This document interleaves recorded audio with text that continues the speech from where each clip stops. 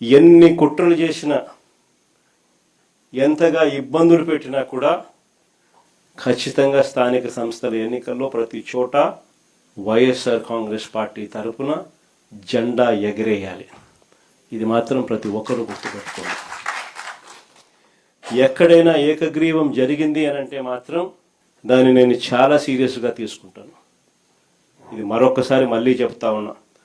అలా జరిగితే అది నియోజకవర్గానికి సంబంధించిన ఇన్ఛార్జ్ ఫెయిలియర్గానే అది నేను భావిస్తాను అని మాత్రం ఖచ్చితంగా ఈ సందర్భంగా ప్రతి ఒక్కరికి కూడా తెలియజేస్తా ఉన్నా. ఎక్కడైనా కూడా కొన్ని చోట్ల మనకు ఒక గ్రామంలో ఎస్సీలే మనకు అండగా ఉండొచ్చు, అలాంటి గ్రామాలు కూడా చాలా ఉంటాయి.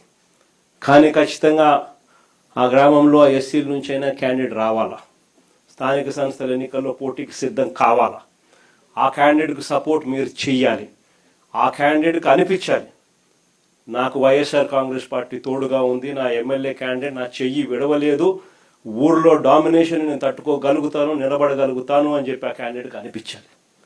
అప్పుడే రేపొద్దున జరగబోయే మీ ఎన్నికల్లో ఆ క్యాండిడేట్ అంతే కసితో మీకోసం తోడుగా నిలబడతాడు.